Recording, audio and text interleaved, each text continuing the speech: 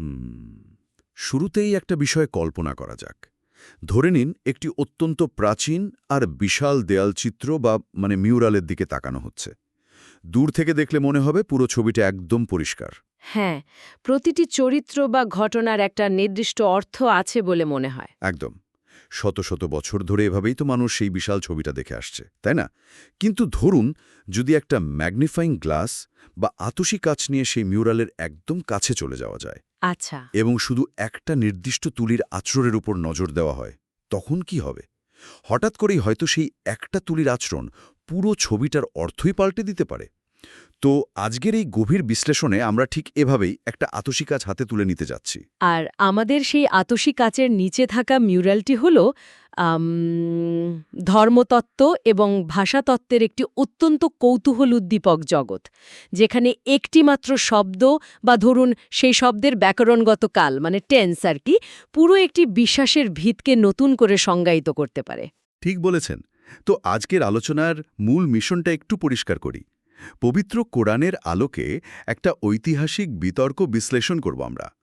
হজরত মির্জা তাহের আহমদ কিভাবে প্রতিশ্রুত মুশিয়ারের সত্যতা অত্যন্ত অনুপ্রেরণামূলকভাবে উপস্থাপন করেছেন, আর এর বিপরীতে মূলধারার ইসলামিক স্কলারদের বিশ্লেষণটা ঠিক কী তা নিয়ে কথা বলবো। হ্যাঁ, আর সোর্স হিসেবে আমাদের থাকছে কোরআনের বেশ কয়েকটি নির্দিষ্ট আয়াত, চতুর্দশ শতাব্দীর বিখ্যাত স্কলার ইবনে কাসির, শিয়া মুফাসসির তাবারির লেখনী আর আধুনিক কালের তাফসির মাওরিফুল কোরআন। এর পাশাপাশি আরবি ব্যাকরণের কিছু সূক্ষ্ম বিশ্লেষণ তো থাকছেই। তবে আলোচনার গভীরে যাওয়ার আগে একটা অত্যন্ত গুরুত্বপূর্ণ বিষয় পরিষ্কার করা দরকার। একদম, আমাদের নিরপেক্ষতার জায়গাটা। হ্যাঁ, এই আলোচনাটা সম্পূর্ণ নিরপেক্ষ। যেহেতু আমাদের তথ্যসূত্রগুলোতে স্পষ্ট ধর্মীয় এবং আদর্শিক ভিন্নমত রয়েছে, তাই আমরা এখানে কোনো পক্ষ নেব না। মূলধারার সুন্নি বিশ্বাস এবং আহমদিয়া সম্প্রদায়ের বিশ্বাস উভয় পক্ষের যুক্তিগুলোকেই শুধু সোর্সের ভিত্তিতে তুলে ধরা হবে। মানে কাউকে সমর্থন করা বা কারো বিরোধিতা করা কিন্তু আমাদের উদ্দেশ্য নয়, বরং শ্রোতারা যেন মূল আর্গুমেন্টসগুলো বুঝতে পারেন, সেটাই লক্ষ্য। তো সেই আতসী কাজটি সরাসরি আমাদের প্রথম টপিকের ওপর ফেলা যাক। আমরা কথা বলছি সূরা আল হাজের ২২ নম্বর সূরার ৭৬ নম্বর আয়াতটি নিয়ে। আয়াতটিতে বলা হয়েছে, আল্লাহ ফেরিস্তা ও মানুষের মধ্য থেকে রাসূল মনোনীত করেন। সাধারণ দৃষ্টিতে দেখলে কিন্তু এর অর্থ বেশ সরলই মনে হয়। হ্যাঁ, আর ক্লাসিক্যাল তাফসির কারকরা, যেমন ধরুন বিখ্যাত স্কলার ইবনে কাসির, তিনি ঠিক এভাবেই বিষয়টা দেখেছেন। তিনি তো মূলধারার ইসলামে অনেক প্রভাবশালী একজন স্কলার। হুম। তো তার মতে এই আয়াতটি হল ঈশ্বরের একটি চিরন্তন ক্ষমতার সাধারণ ঐতিহাসিক স্বীকৃতি। মানে ঈশ্বর ফেরেশতাদের মধ্যে থেকে যেমন জিব্রাইল এবং মানবজাতির মধ্যে থেকে নবী বেছে নেন। আচ্ছা, কিন্তু এখানে কি কোনো নির্দিষ্ট সময়ের কথা বলা হয়েছে? না, লক্ষণীয় বিষয় হল ইবনে কাসির এখানে সময়ের কোনো সীমারেখার কথা উল্লেখ করেননি। তাদের কাছে এটি এমন একটি ঐশ্বরিক নিয়ম যা মূলত অতীতের ঘটনাগুলোকে নির্দেশ করে। ও আচ্ছা, কিন্তু মজার ব্যাপার হলো হজরত মির্জা তাহের আহমদ এই আয়াতটির একটি সম্পূর্ণ ভিন্ন মাত্রা তুলে ধরেছেন, আর সেটা তিনি করেছেন আয়াতের একটা নির্দিষ্ট আরবি শব্দের উপর জোর দিয়ে। শব্দটা হল ইয়াস্তাফি, তাই তো? একদম ঠিক, ইয়াস্তাফি। এর অর্থ হল মনোনীত করেন বা চুজেস। ব্যাকরণগতভাবে এটি বর্তমানকাল প্রেজেন্ট টেন্স।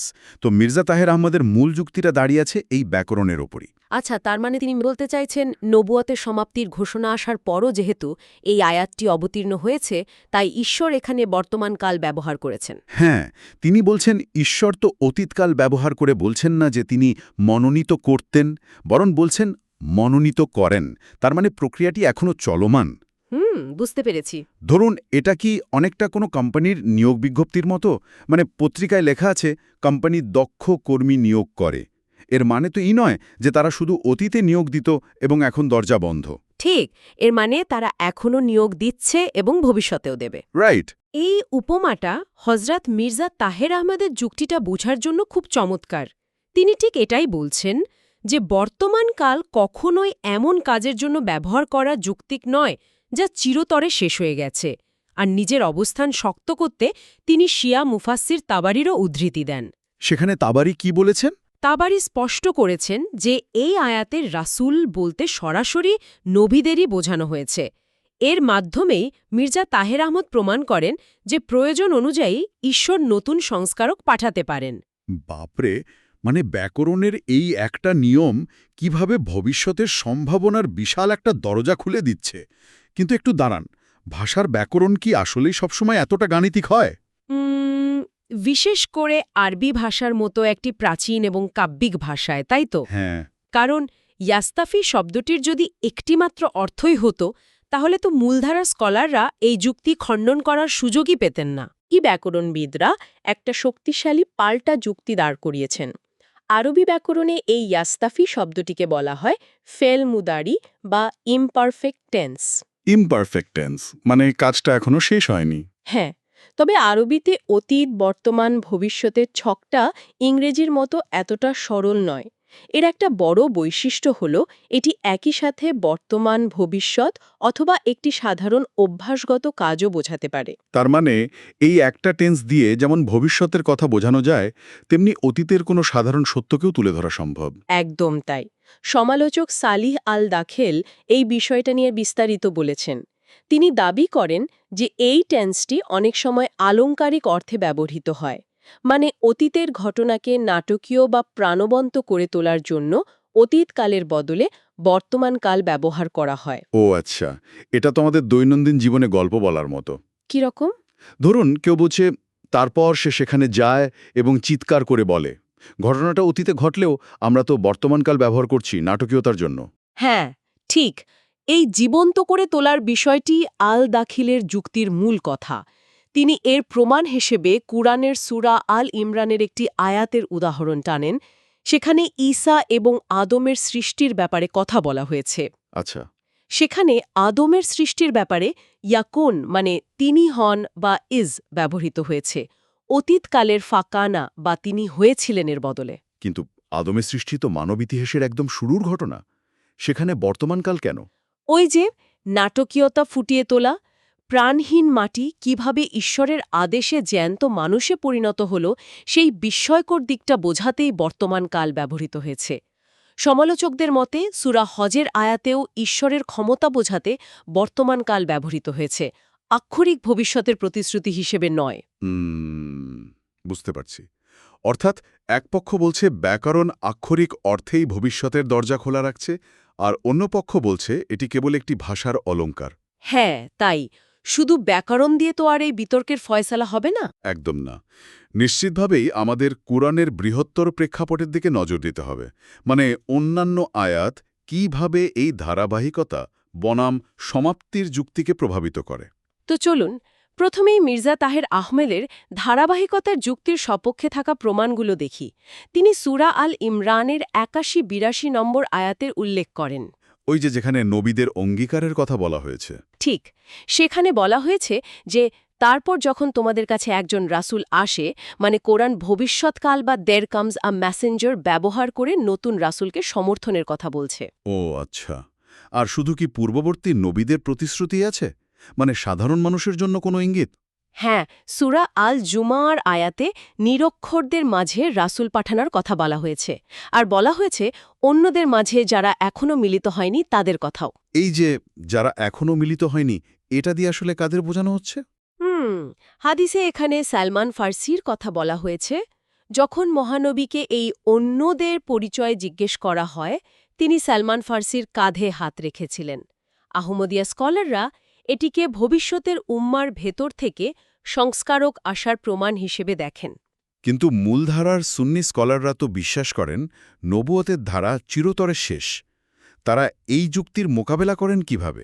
তারা সূরা আল আহজাবের খাতাম আন নবিয়িন বা নবীদের মোহর আয়াতের উপর সবচেয়ে বেশি জোর দেন। তাফসির মারিফুল কোরআনের মতো মূলধারার তাফসির বলে এর অর্থ হল নবুয়তের ধারা সম্পূর্ণরূপে শেষ হয়েছে। আচ্ছা, এই সিল বা মোহর ধারণাটা নিয়ে একটু ভাবি। আমরা তো সিল দুভাবে ব্যবহার করি। একটা হলো খাম সিল করে দেওয়া, মানে তালাবন্ধ, দরজা ভেতরে আর কিছু ঢুকবে না। হ্যাঁ, আর একটা হলো কোনো রাজা বা কর্তৃপক্ষের অনুমোদনে সিলমোহর। মূলধারা স্কলাররা কি একে তালাবন্ধ দরজা হিসেবেই দেখছেন? একদম ঠিক ধরেছেন। তারা একে সমাপ্তির মোহর হিসেবেই দেখেন। তাফসির মারিফুল কোরআন এখানে একটা ঐতিহাসিক প্রেক্ষাপটও দেয়। মক্কার মুশরিকরা খোঁটা দিত যে মহানবীর কোনো পুত্র সন্তান নেই। মানে তিনি নির্বংশ এরকম কিছু? হ্যাঁ, তো কোরআনের জবাবে বলছে তিনি সব বিশ্বাসীর চিরস্থায়ী আধ্যাত্মিক পিতা এবং শেষ নবী। তাহলে তো একটা বড় সংঘাত তৈরি হচ্ছে। মির্জা তাহের আহমদ ব্যাকরণ দিয়ে বলছেন দরজা খোলা, আর মূলধারা বলছে খাতাম দিয়ে দরজা চিরতরে বন্ধ। মির্জা তাহের আহমদকে এই খাতাম আয়াতটি অস্বীকার করেন? মোটেও না। এখানেই তার ব্যাখ্যার সবচেয়ে বড় সিনথেসিস বা সমন্বয়টা ঘটে। তিনি যুক্তি দেন যে এগুলো পরস্পর বিরোধী নয়। তার মতে মহানবী হলেন সর্বশেষ শরিয়াতবাহী নবী। একটু দাঁড়ান, শরিয়তবাহী মানে? যিনি নতুন ধর্ম বা ঐশিক গ্রন্থ নিয়ে আসেন। ঠিক। মির্জা তাহের আহমদ বলছেন নতুন শরিয়াত আর আসবে না, কিন্তু তার উম্মত থেকে নতুন শরিয়াতবিহীন নবী বা উম্মতি নবী তো আসতেই পারেন। তার মানে তিনি এই মোহরকে তালাবন্ধ দরজা হিসেবে দেখছেন না, বরং একটা অনুমোদনের সিলমোহর হিসেবে দেখছেন। একদম তাই। আর বিরোধীরা বলেন খাতাম, মানে দরজা চিরতরেই বন্ধ। বাবরে, আজকের এই গভীর বিশ্লেষণে আমরা এমন একটা বিষয় নিয়ে জানলাম যা সত্যি ভাবায়। একদিকে কোরআনের নির্দিষ্ট শব্দ ইয়াস্তাগফি, টেন্স আর কিছু আয়াতের ব্যাখ্যা দিয়ে হজরত মির্জা তাহের আহমেদ প্রতিশ্রুত মসিহের আগমনের যৌক্তিকতা তুলে ধরেছেন। আর অন্যদিকে ঠিক একই শব্দের ভিন্ন ভাষাতাত্ত্বিক প্রয়োগ আর খতাম আন-নবীয়িন এর ব্যাখ্যার মাধ্যমে মূলধারার স্কলাররা সেই যুক্তি খণ্ডন করেছেন। এটা শুধু আরবি ভাষার কোনো পাঠ নয় আসলে। কিভাবে একটা শব্দের টেন্স বা ব্যাকরণ কোটি কোটি মানুষের বিশ্বাস আর বিশ্বভিক্ষাকে ভিন্ন রূপ দিতে পারে, এটা তার একটা অসাধারণ প্রমাণ। হ্যাঁ, ভাষার এই যে একটা অসীম ক্ষমতা আছে, সেটা সত্যি অবাক করার মতো। একদম শেষে এসে একটা প্রশ্ন ভাবনার খোরাক হিসেবে রেখে যেতে চাই। হ্যাঁ, বলুন। যদি একটি ভাষা একই সাথে আক্ষরিক সময়ের মাপকাঠি এবং একটি আলংকারিক মাধ্যম হতে পারে, তবে ঐতিহাসিক ও ধর্মীয় গ্রন্থগুলোর ব্যাখ্যার ক্ষেত্রে আমরা কোন ব্যাকরণগত চশমা পড়ে দেখছি, তা কি আমাদের চূড়ান্ত সত্য উপলব্ধির পুরো পথটাই বদলে দেয় না? খুব গভীর একটা প্রশ্ন। একবার ভেবে দেখুন শব্দের এই অসীম শক্তির কথা। আজকের মতো আমাদের এই আয়োজন এখানেই শেষ করছি। ভালো থাকবেন সবাই।